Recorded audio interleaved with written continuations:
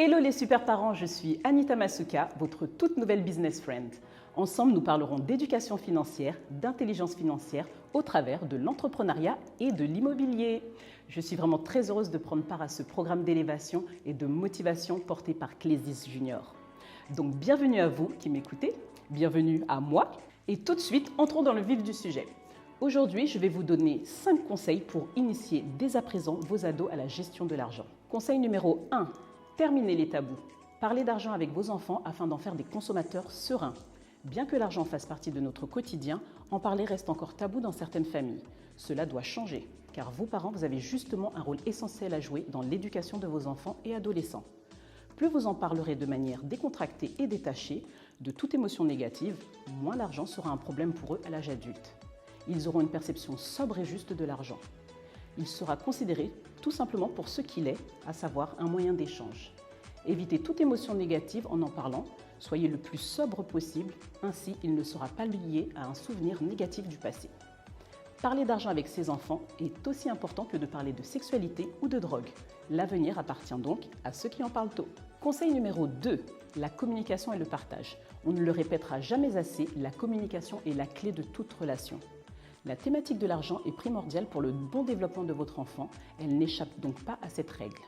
Elle doit être introduite par vous afin que la société ne le fasse pas à votre place. C'est à vous donc les super parents de donner le sens de l'argent en fonction de vos valeurs, de vos règles, mais par-dessus tout de la vision que vous en avez. Apprenez donc à parler d'argent de manière sereine avec vos enfants afin qu'ils ne grandissent pas en le stigmatisant.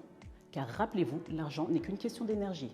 Donc si vous êtes conscient que votre rapport à l'argent n'est pas serein, il sera préférable de laisser cette fonction à quelqu'un de plus détaché émotionnellement. Ainsi, le rapport à l'argent enseigné ne sera pas biaisé. Conseil numéro 3. Rien de tel que la pratique pour appréhender les choses en situation réelle. N'hésitez pas à confier de petites sommes d'argent à vos enfants et voyez comme ils se comportent avec. Cela vous permettra de déceler le type de rapport qu'entretiennent vos enfants avec l'argent et ainsi cela vous permettra d'ajuster et corriger les comportements en fonction. Conseil numéro 4.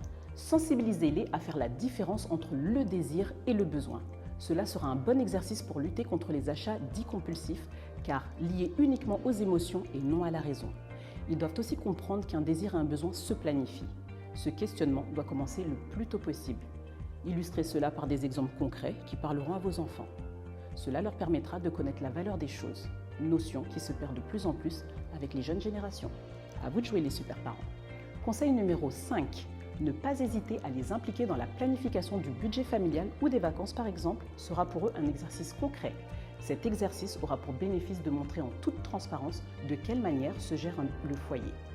Autre bénéfice pour votre enfant, il se sentira inclus dans vos choix et décisions et cela ne fera que renforcer son sentiment d'appartenance à votre belle famille.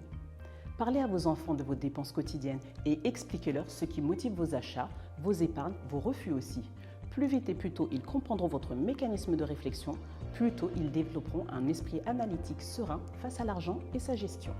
Conseil numéro 6, conseil bonus. Parents, soyez les bons ambassadeurs car vous êtes les premiers influenceurs de vos enfants. Devenez donc les stars de leur série réalité. Ainsi, vos enfants, dans quelques années, vous diront « Alors on compte sur vous, les super parents ». Merci pour votre attention, c'était Anita Masuka, votre nouvelle business friend pour la plateforme KJ+. À bientôt, bye bye.